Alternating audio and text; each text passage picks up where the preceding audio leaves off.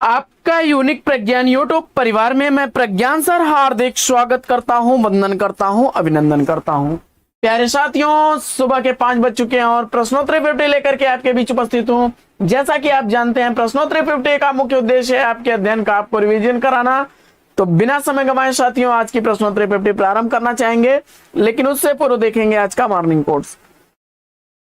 आज का बड़ा ही प्यारा सा मॉर्निंग कोट्स है कि जहां तक दिखाई दे वहां तक जाने की कोशिश करें। जहां तक दिखाई दे वहां तक जाने की कोशिश अवश्य करें। जब आप वहां पहुंचोगे तो उससे आगे भी आपको दिखाई देगा। कहने का भाव यह है साथियों कि प्रत्येक स्टेप को धीरे धीरे करके पूरा किया जाता है। एक दिन में अगर स्टेप पूरा करना चाहेंगे तो आप नहीं कर पाएंगे। तो आज इसी मॉर्निंग कोट्स के साथ प्रारंभ करेंगे शायद प्रश्नोत्तरी 50 और देखते हैं पहला प्रश्न। हिंदी गद्य का ठीक परिष्कृत रूप पहले पहल हरिश्चंद्रिका में ही प्रकट हुआ। यह कथन किसका है? इसका आपको जवाब बताना है। हिंदी गद्य का ठीक परिष्कृत रूप पहले पहल हरिश्चंद्र चंद्रिका में प्रकट हुआ। यह कथन आचार्य रामचंद्र शुक्ल जी का कथन है। अगला प्रश्न है कि मैं उस जनपद का कवि हूं। इस कृति के रचनाकार कौन है? मैं उस जनपद का कवि हूं वासुदेव सिंह त्रिलोचन द्वारा लिखी गई यह रचना 1981 ईस्वी की प्रकाशित रचना है।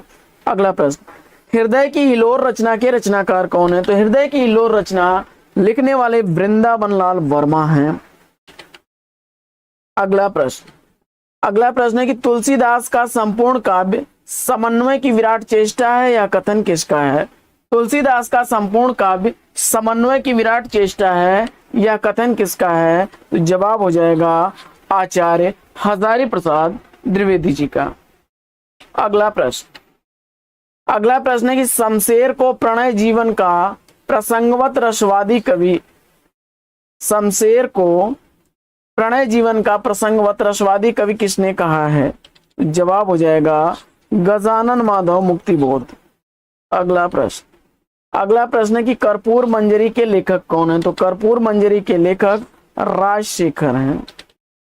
अगला प्रश्न है कि एक कस्बे के नोट्स किसकी रचना है? तो एक कस्बे के नोट्स नीलेश रघुवंशी की रचना है। 2012 ईस्वी का प्रकाशन वर्ष है। अगला प्रश्न है कि लहरों के राजहंस नाटक के नाटककार कौन है? लहरों के राजहंस नाटक मोहन राकेश द्वारा लिखा गया 1963 ईस्वी का प्रकाशित नाटक है। अगला प्रश्न है कि छायावाद एक दार्शनिक अनुभूति है। यह मत किस विद्वान का है? छायावाद एक दार्शनिक अनुभूति है। यह विचार शांति प्रिय द्विवेदी जी का है। अगला प्रश्न है कि किस कवि को चिन्मुखी मानवता का अन्वेषक कहा जाता है?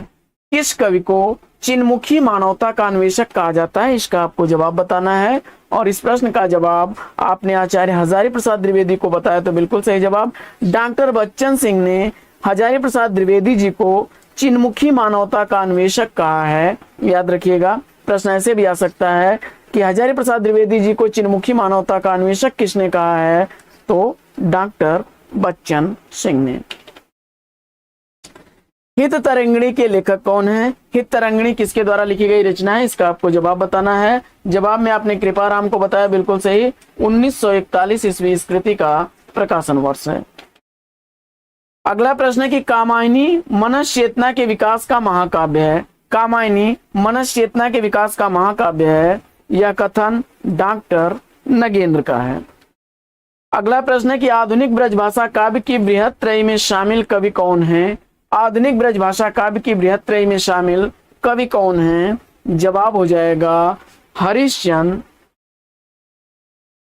रत्नाकर और सत्यनारायण कवि रत्न। भारतेंदु हरिश्चंद्र, जगन्नाथ दास रत्नाकर और सत्यनारायण कवि रत्न, ये तीनों कवि आधुनिक ब्रजभाषा के बृहत त्रयी में गिने जाते हैं। भारतेंदु हरिश्चंद्र, जगन्नाथ दास रत्नाकर और सत्यनारायण कवि रत्न को ब्रजभाषा काव्य की बृहत त्रयी में शामिल किया गया है। अगला प्रश्न, हवा में हस्ताक्षर देहांत से हटकर, हवा में हस्ताक्षर और देहांत से हटकर, ये दोनों काव्य संग्रह किसके द्वारा लिखे गए हैं? जवाब में आपने कैलाश वाजपेयी जी को बताया, तो बिल्कुल सही जवाब। अगला प्रश्न है कि रसिक प्रिया के लेखक कौन हैं? रसिक प्रिया का लेखक आपने केशव दास को बताया, तो बिल्कुल सही जवाब। अगला प्रश्न है कि नमो अंधकारम उपन्यास के लेखक कौन हैं? नमो अंधकारम उपन्यास दूधनाथ सिंह का उपन्यास है। अगला प्रश्न है कि गर्भरंडा रहस्य के रचनाकार कौन है? तो गर्भरंडा रहस्य का रचनाकार आपने नाथूराम शर्मा शंकर को चुना, तो बिल्कुल सही जवाब। अगला प्रश्न है कि नास और निर्माण, नास और निर्माण किसकी रचना है? नास और निर्माण रचना का रचनाकार आपने गिरिजा कुमार माथुर को चुना, बिल्कुल सही जवाब। 1946 ईस्वी इसका प्रकाशन वर्ष है। अगला प्रश्न है कि सुरासुर निर्णय निबंध संग्रह के लेखक कौन है? तो सुरासुर निर्णय निबंध संग्रह सदा सुखलाल द्वारा लिखा गया 1840 ईस्वी का प्रकाशित निबंध संग्रह है। अगला प्रश्न है कि अभिधान प्रकार विशेषा चालंकार यह किस आचार्य का सूत्र है? तो जवाब हो जाएगा आचार्य रुद्रट का। अगला प्रश्न है कि चक्रव्यूह कृति की रचनाकार कौन है? तो जवाब हो जाएगा कुंवर नारायण द्वारा लिखी गई यह रचना 1956 ईस्वी की प्रकाशित रचना है। अगला प्रश्न है कि आदिकाल को वीरकाल की संज्ञा किसने दी है? आदिकाल को वीरकाल किसने कहा है? इसका आपको जवाब बताना है, और जवाब में आपने आचार्य विश्वनाथ प्रसाद को बताया, तो बिल्कुल सही जवाब। वीर से याद रखिएगा विश्वनाथ। आगे कुमारपाल चरित के लेखक कौन है? कुमारपाल चरित किसके द्वारा लिखी गई रचना है? जवाब में आपने हेमचंद्र को चुना, तो बिल्कुल सही जवाब। अगला प्रश्न, मैथिली शरण गुप्त को सामंजस्यवादी कवि किसने कहा है? मैथिली शरण गुप्त को सामंजस्यवादी कवि किसने कहा है? जवाब हो जाएगा आचार्य रामचंद्र शुक्ल ने। अगला प्रश्न है कि छायावादी चतुष्टयी में शामिल कवि कौन है? छायावादी चतुष्टयी में शामिल कवि कौन है? जवाब हो जाएगा छायावाद की चतुष्टयी में सूर्यकांत त्रिपाठी निराला, जयशंकर प्रसाद, सुमित्रानंदन पंत और महादेवी वर्मा, ये चार लोग हैं। सूर्यकांत त्रिपाठी निराला, सुमित्रानंदन पंत, जयशंकर प्रसाद और महादेवी वर्मा।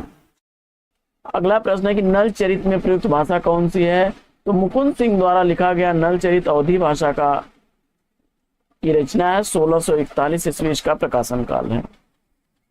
अगला प्रश्न है कि कृष्णा सोबती द्वारा लिखित उपन्यास में अकेलेपन के जीवन जीने की अभिशप्त गाथा प्रस्तुत है, तो वह कौन सा उपन्यास है? तो जवाब हो जाएगा समय सरगम 2000 ईस्वी का रचना काल है। अगला प्रश्न है कि पृथ्वीराज रासों में कितने छंदों का प्रयोग किया गया? पृथ्वीराज रासों में 68 छंदों का प्रयोग किया गया है। अगला प्रश्न है कि साहित्यकार की आस्था तथा अन्य निबंध के रचनाकार कौन है? तो साहित्यकार की आस्था तथा अन्य निबंध महादेवी वर्मा की रचना है। 1964 ईस्वी का रचना काल है। अगला प्रश्न है कि नायक खलनायक विदूषक नाटक के नाटककार कौन है? तो नायक खलनायक विदूषक नाटक सुरेंद्र वर्मा द्वारा लिखा गया 1972 ईस्वी का प्रकाशित नाटक है। अगला प्रश्न है कि विद्यापति के गुरु का नाम क्या था? तो विद्यापति के गुरु का नाम पंडित हरि मिश्र था। अगला प्रश्न है कि केशवदास कोर्ट के कवि हैं, यह कथन किसका है? तो जवाब हो जाएगा विजयपाल सिंह का। अगला प्रश्न है कि हिंदी के विकास में अपभ्रंश का योग कृति का प्रकाशन वर्ष क्या है? तो हिंदी के विकास में अपभ्रंश के योग कृति का प्रकाशन वर्ष है 1952 ईस्वी और नामवर सिंह द्वारा लिखा गया यह आलोचनात्मक ग्रंथ है। अगला प्रश्न है कि भ्रमरानंद उपनाम से कविता करने वाले कवि कौन है? तो जवाब हो जाएगा विद्यानिवास मिश्र जी। और एक टोकरी भर मिट्टी कहानी का रचनाकाल क्या है? तो 1901 ईस्वी की लिखी गई यह माधवराव स्प्रे द्वारा कहानी है, जो सुदर्शन पत्रिका में पहली बार प्रकाशित हुई थी। अगला प्रश्न है कि लोग भूल गए हैं काव्य संग्रह के लेखक कौन है? तो रघुवीर सहाय द्वारा लिखा गया 1982 ईस्वी का यह काव्य संग्रह है। प्रश्न संख्या 37 है कि धर्म नैतिकता और विज्ञान के लेखक कौन है? तो धर्म नैतिकता और विज्ञान रामधारी सिंह दिनकर की कृति है। और चित्ररेखा काव्य ग्रंथ के रचनाकार कौन है? तो चित्ररेखा काव्य ग्रंथ राम कुमार वर्मा द्वारा लिखा गया 1935 ईस्वी का प्रकाशित काव्य ग्रंथ है। सुधा चौहान द्वारा लिखित मिला तेज से तेज किसकी जीवनी है? तो इसका जवाब हो जाएगा सुभद्रा कुमारी चौहान। अगला प्रश्न है कि एंग्री यंग मैन के रूप में चर्चित रचनाकार कौन है? तो एंग्री यंग मैन के रूप में चर्चित रचनाकार सुदामा पांडे धूमिल हैं। अगला प्रश्न है कि कठगुलाब उपन्यास का प्रकाशन काल क्या है? तो मृदुला गर्ग द्वारा लिखा गया, यह 1996 ईस्वी का प्रकाशित उपन्यास है। अगला प्रश्न है कि असाध्य वीणा गेय के किस कविता संग्रह में संकलित है? तो जवाब हो जाएगा आंगन के पार द्वार। अगला प्रश्न है कि अंजू दीदी किस विधा की रचना है? तो अंजू दीदी उपेंद्र नाथ द्वारा लिखी गई नाटक विधा की रचना है। अगला प्रश्न है कि हिंदी की प्रसिद्ध कहानी कसाईबाड़ा के लेखक कौन है? तो जवाब हो जाएगा शिवमूर्ति। अगला प्रश्न है कि दूसरी परंपरा की खोज किस विधा की रचना है? तो दूसरी परंपरा की खोज आलोचना विधा की रचना है। नामवर सिंह द्वारा लिखी गई यह रचना 1982 ईस्वी की प्रकाशित रचना है। अगला प्रश्न है कि शकुंतला की अंगूठी के नाटककार कौन है? तो शकुंतला की अंगूठी सुरेंद्र वर्मा द्वारा लिखा गया 1990 ईस्वी का प्रकाशित नाटक है। अगला प्रश्न है कि रेशमी टाई एकांकी के एकांकीकार कौन है? तो रामकुमार वर्मा द्वारा लिखी गई यह एकांकी है। और अगला प्रश्न है कि जापानी लोक कथा पर आधारित अज्ञेय की कविता कौन सी है? तो जवाब हो जाएगा असाध्य वीणा। अगला प्रश्न है कि रूप तरंग किसका काव्य संग्रह है? तो रूप तरंग रामविलास शर्मा का काव्य संग्रह है। और अगला प्रश्न है कि चंपा द्वीप जयशंकर प्रसाद की किस कहानी में वर्णित है? तो उत्तर हो जाएगा आकाशदीप। तो साथियों, यह पाठचर्या कैसी लगी कमेंट्स करके जरूर बताइएगा। वीडियो अगर अच्छा लगा हो तो वीडियो को लाइक और शेयर कर दीजिए। चैनल पर पहली बार हैं तो चैनल को सब्सक्राइब कर लीजिए। तो फिर मिलते हैं आपसे अगले वीडियो में एक नए प्रकरण, एक नया टॉपिक, एक नए अंदाज में। तब तक के लिए लेंगे आपसे विदा। आपका जीवन मंगलमय हो। Best wishes best of luck. जय हिंद साथियों।